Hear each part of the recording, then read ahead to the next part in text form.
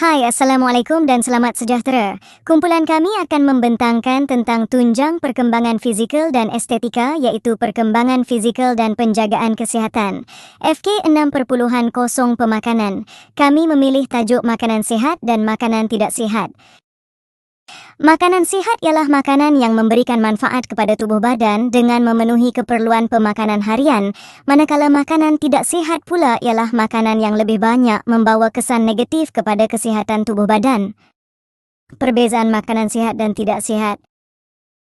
Makanan sihat merupakan makanan yang kaya dengan nutrien seperti protein, karbohidrat, vitamin, mineral, serat dan lemak, manakala makanan tidak sihat pula kebiasaannya mengandungi kandungan gula, garam dan lemak yang tinggi, tetapi kurang mengandungi nutrien yang penting.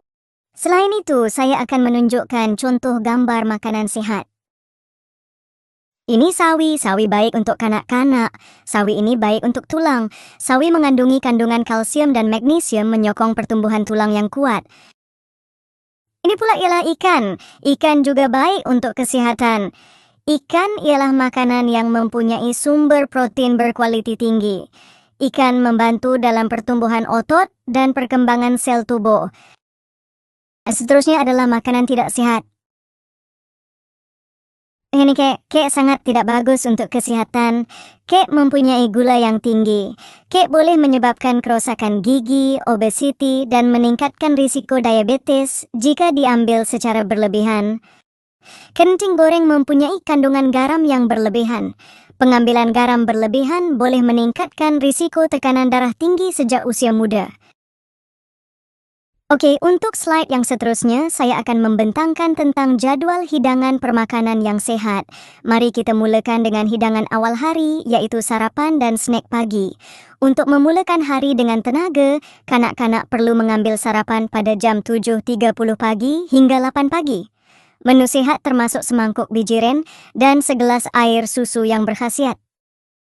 Snack pagi pula pada jam 10 pagi hingga 10.30 pagi, di mana menu yang disarankan ialah sebiji kiwi dan segelas air susu untuk memberi tenaga kepada kanak-kanak sebelum waktu makan tengah hari.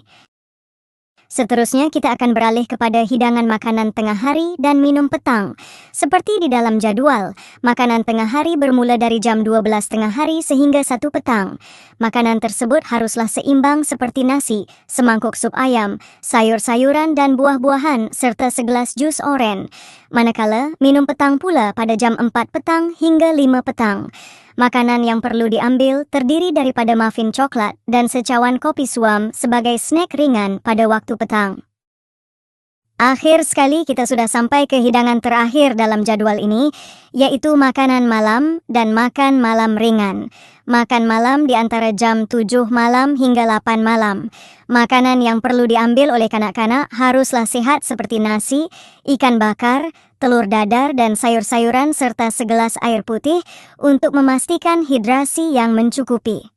Jika kanak-kanak masih lapar sebelum tidur, mereka boleh mengambil makanan ringan seperti 2 potongan roti serta segelas air susu untuk mengekalkan rasa kenyang sepanjang malam. Dengan mengamalkan jadual permakanan yang sehat seperti ini, kanak-kanak dapat memastikan tubuh badan mereka mendapat nutrien yang mencukupi serta mengekalkan tahap tenaga yang berpanjangan setiap hari. Seterusnya saya akan menerangkan tentang piramid makanan, iaitu panduan pemakanan seimbang untuk kesihatan. Piramid makanan terbahagi kepada beberapa peringkat. Bahagian paling bawah adalah makanan yang perlu diambil dalam jumlah yang banyak, manakala bahagian paling atas adalah makanan yang perlu dikurangkan. Aras 4 merupakan bahagian paling atas dalam piramid makanan. Di bahagian ini terdapat lemak, minyak, gula dan garam.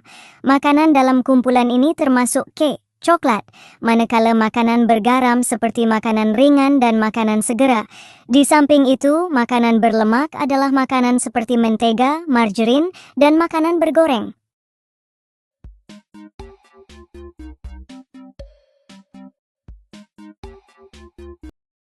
Aras yang seterusnya adalah aras ketiga, yaitu makanan aras ini adalah protein, mengandungi kandungan protein yang tinggi, antaranya adalah yang terdapat di aras ini kaya dengan protein, lemak, zinc, vitamin B dan zat besi.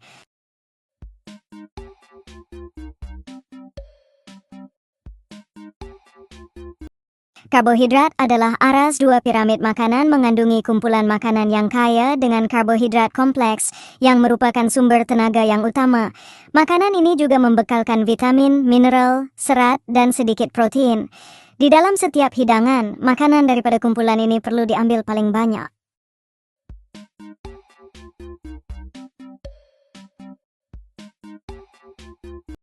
Aras yang paling bawah adalah sayur, sayuran dan buah-buahan. Kelebihan aras ini termasuk meningkatkan sistem imuniti tubuh badan. Ini juga boleh mempercepatkan pergerakan usus dan dengan itu mengelakkan risiko sembelit.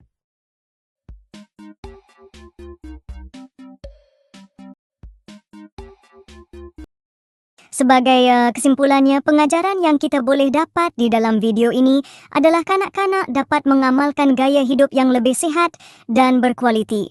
Selain itu, kanak-kanak dapat mengetahui makanan berkhasiat berdasarkan piramid makanan yang betul.